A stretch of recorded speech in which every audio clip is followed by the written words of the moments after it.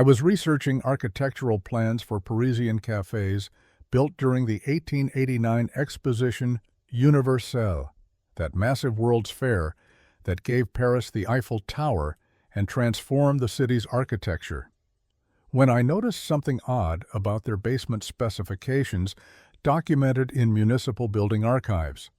Not the ground-floor café designs, which followed entirely standard commercial layouts with serving areas, kitchen spaces, and customer seating arranged in predictable patterns, the basements, the underground levels that official building permits and construction records uniformly describe as storage cellars and staff service areas, standard utilitarian spaces beneath commercial establishments, except when you actually examine the architectural specifications and construction drawings, the dimensions don't match those supposed uses at all. The ceiling heights documented in these plans average 3.5 meters. That's over 11 feet of vertical clearance. That's taller than the ground floors of many residential buildings. That's taller than most modern apartments. Storage cellars don't need 11-foot ceilings. You don't stack wine barrels or food supplies that high. Staff break rooms and changing areas don't require that much vertical space.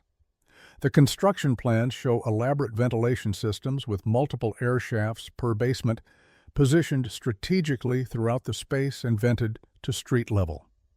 They show permanent gas lighting installations throughout these spaces, not just at stairs or entrances, but distributed across the entire basement area as if the spaces required continuous illumination for extended human activity.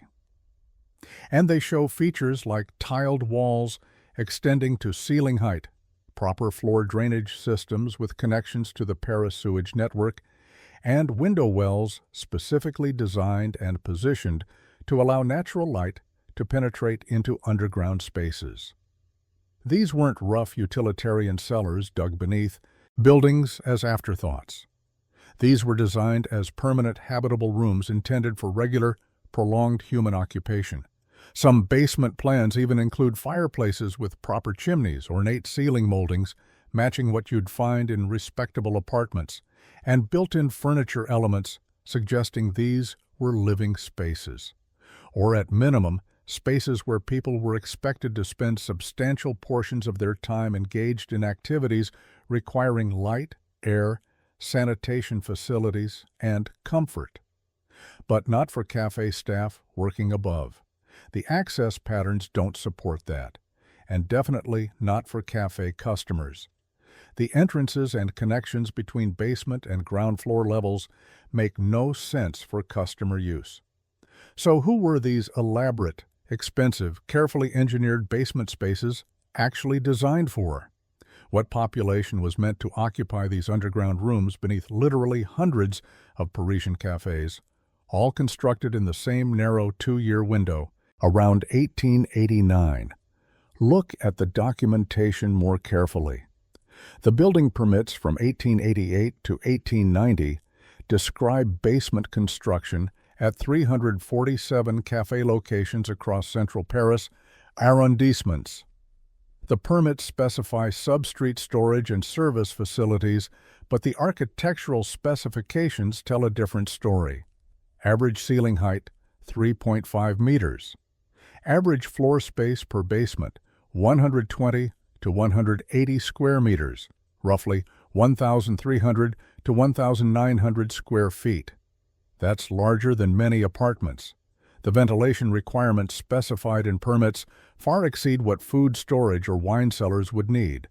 Multiple air shafts per basement, sized and positioned to provide continuous fresh air circulation. The drainage systems include proper sewage connections, not just floor drains for water removal. These basements had toilets. They had washing facilities. They were designed for human habitation, not just storage or occasional staff use. The window arrangements are particularly revealing. Many basement plans show light wells, shafts extending from basement level up through the sidewalk to street level, covered with heavy glass blocks or iron grates. These light wells aren't small ventilation gaps. They're substantial structures, often a meter or more in diameter, designed to bring significant natural light into underground spaces. Walk along certain Paris streets today, particularly in the 2nd, 3rd, and 4th arrondissements, and you'll see these iron grates embedded in sidewalks.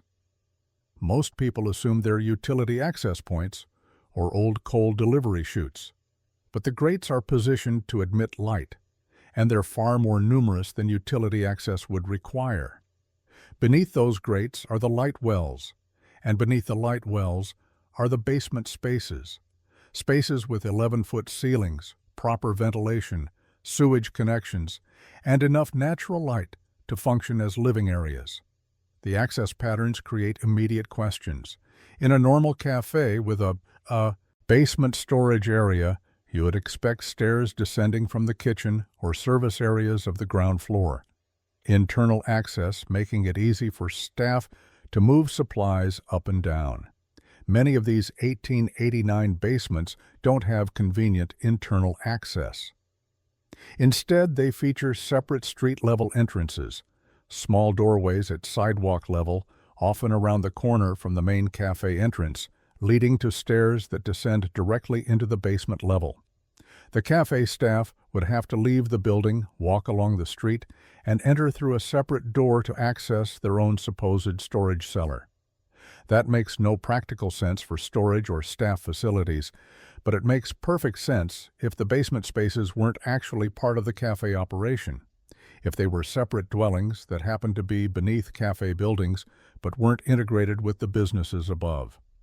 The timeline correlates with other Tartarian infrastructure changes. The 1889 construction wave wasn't random cafe development. It coincided with the exposition Universelle, the World's Fair that brought the Eiffel Tower and massive urban development to Paris. Official histories emphasize the surface-level construction, new buildings, new streets, new monuments. But they minimize discussion of what happened underground. The same period saw extensive modernization of Paris's subsurface infrastructure. Existing basement spaces were modified, sealed, or restricted. New basement construction followed very specific patterns and specifications, and by the early 1900s, many of these basement spaces, including those beneath the cafes, had been closed off, their separate street entrances sealed with masonry, their connection to the surface world severed except through the buildings above them. Consider the scale systematically. 347 documented cafe basement constructions in 1888 to 1890.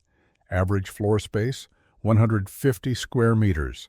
That's roughly 52,000 square meters of underground constructed space, over 550,000 square feet, built in a 2-year period, supposedly for cafe storage. The construction costs recorded in city budget documents are substantial, far more expensive per square foot than simple cellar excavation would require. The expense makes sense only if these were being built to higher standards, as habitable spaces requiring proper ventilation, drainage, lighting, and finished surfaces. The investment suggests these basements were important, not afterthoughts to cafe development. The population question becomes not just unavoidable, but deeply troubling when examined systematically. Paris's official population in 1889, according to census records and municipal documentation, was approximately 2.4 million people. That's the number officially living in documented residences that appeared in housing registries. That's the number counted in census operations that visited known addresses and registered households. That's the number registered with municipal authorities through various legal and administrative processes.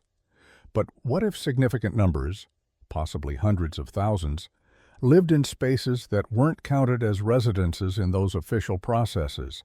Underground spaces that didn't appear in housing registries because they were officially designated for commercial or storage use. Basement dwellings that census takers never visited because they weren't listed as residential addresses. Areas officially described as cellars, storage facilities, or service spaces, but actually housing people who weren't included in population counts for legal, social, or administrative reasons.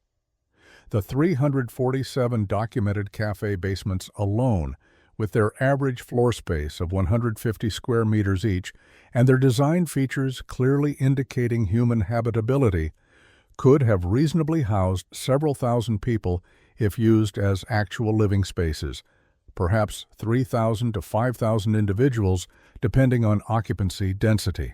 And those represent just the basements built in that narrow 1888 to 1890 construction window and documented in permits that happen to survive in archives. How many older basement spaces already existed throughout Paris, inherited from earlier construction periods?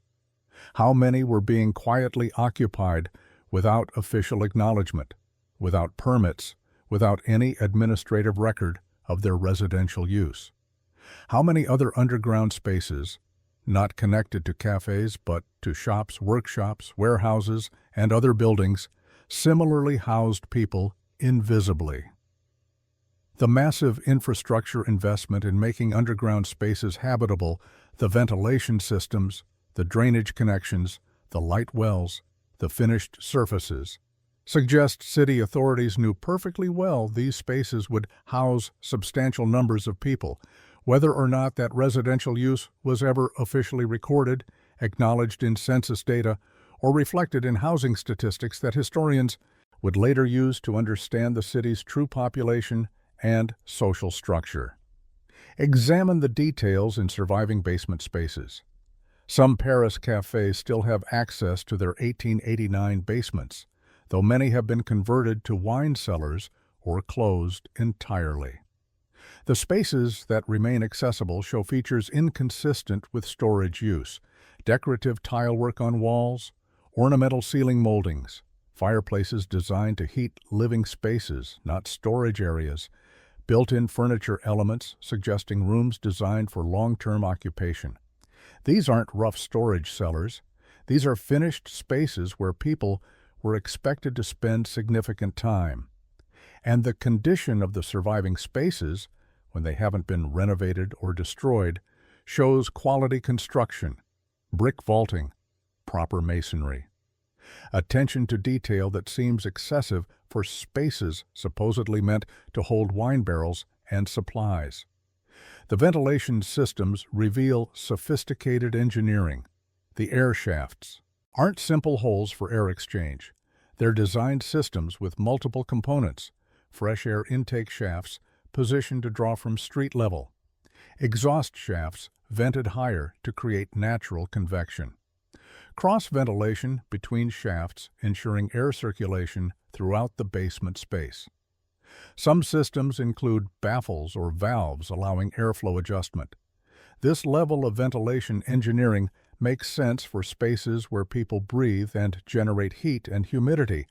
It's excessive for storing wine or food supplies, which require stable temperature and humidity but not continuous fresh air exchange. The engineering reveals the spaces were designed for human habitation, regardless of what permits called them.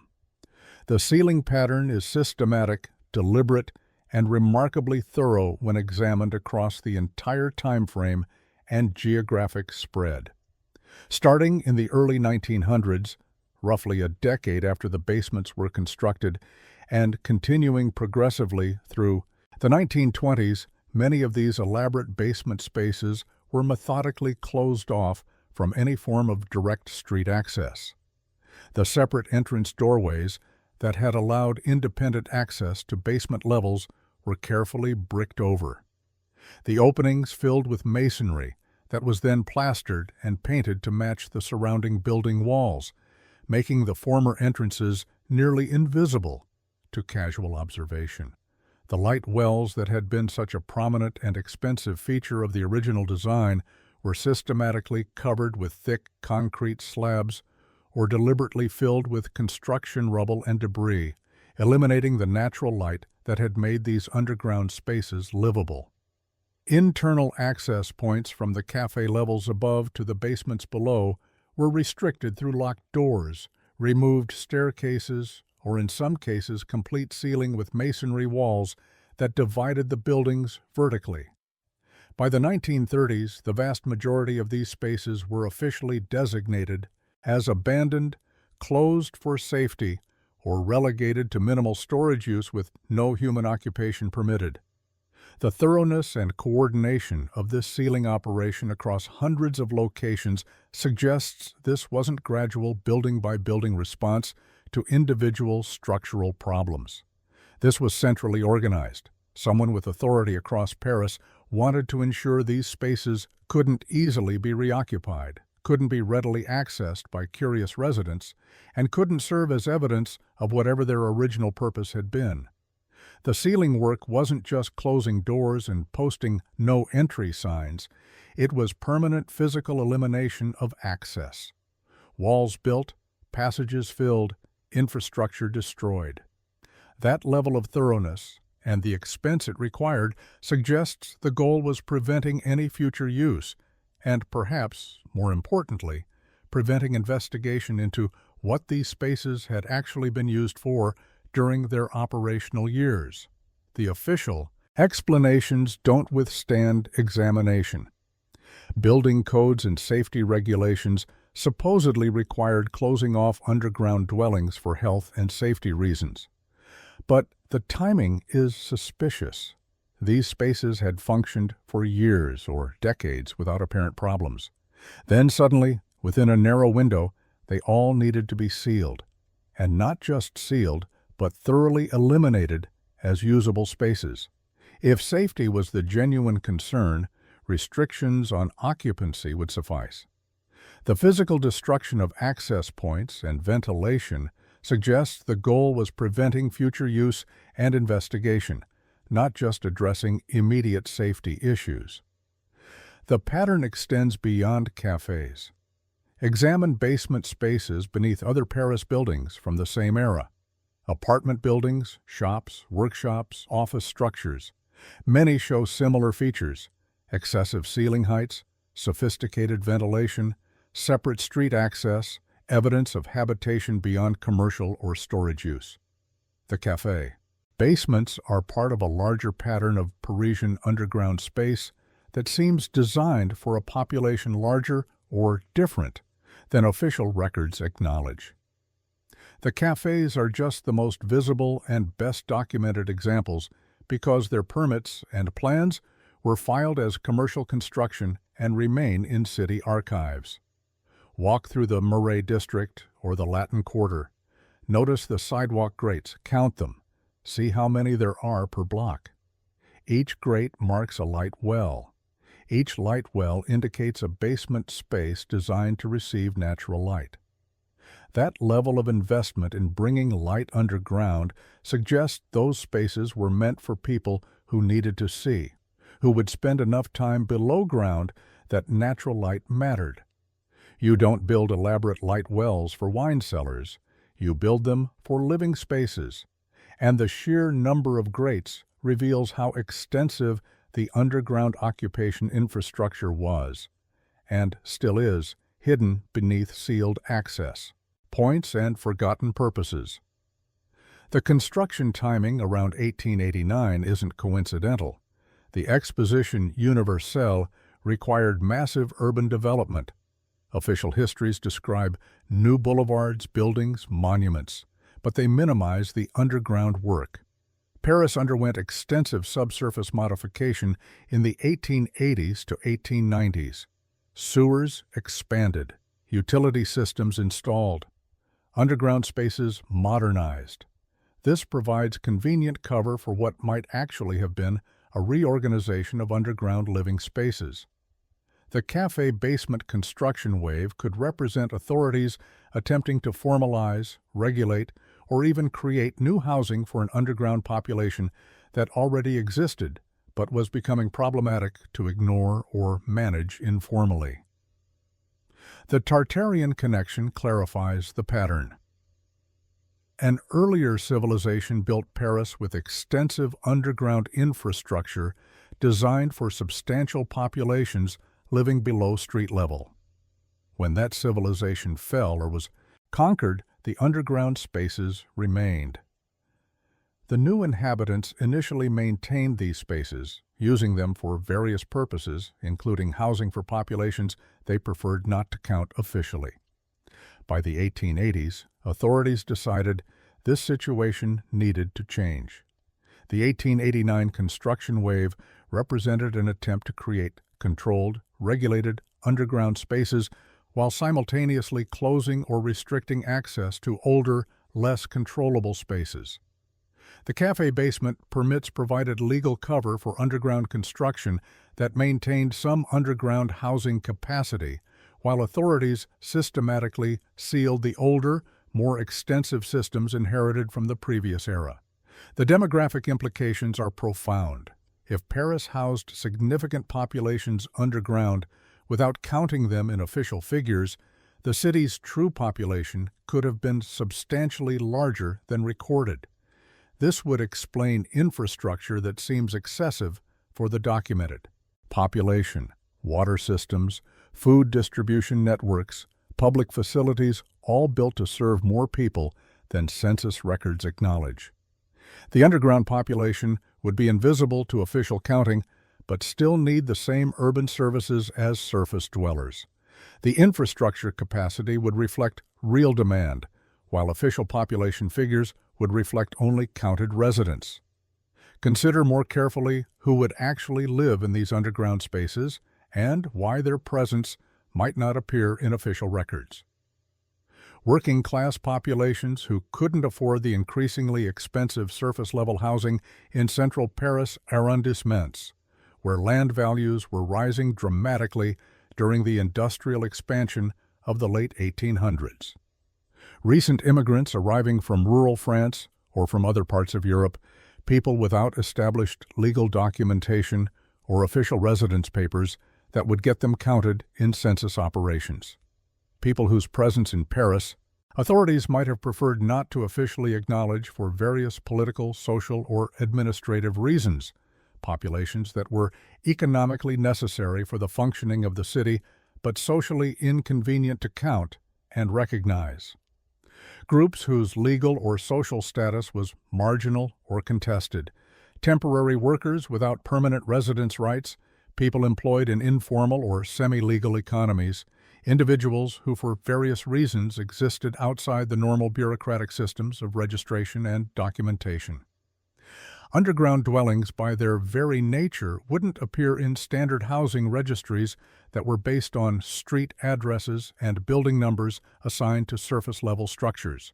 Their residents wouldn't show up in standard census counts conducted by visiting known residential addresses during daytime hours when underground occupants might be working elsewhere. But these invisible residents would still be physically present in Paris. Still requiring food daily, still generating waste that needed disposal, still using water and requiring sanitation facilities, still needing all the basic urban services that any population requires.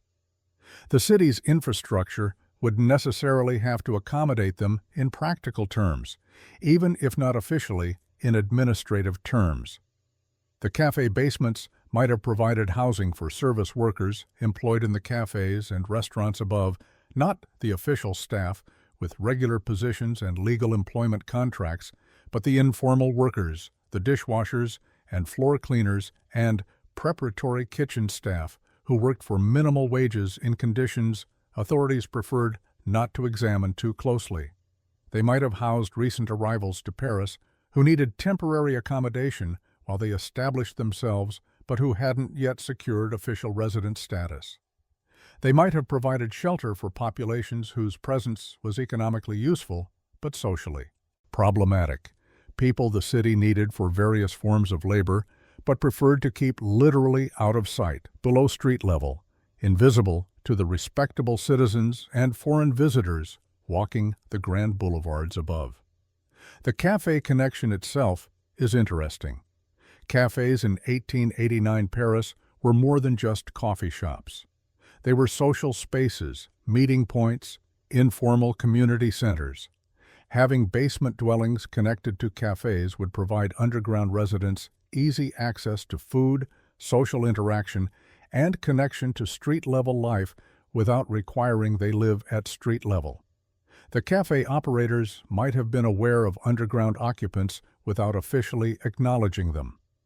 An informal system where certain spaces below ground were understood to house people even if the permits described them as storage.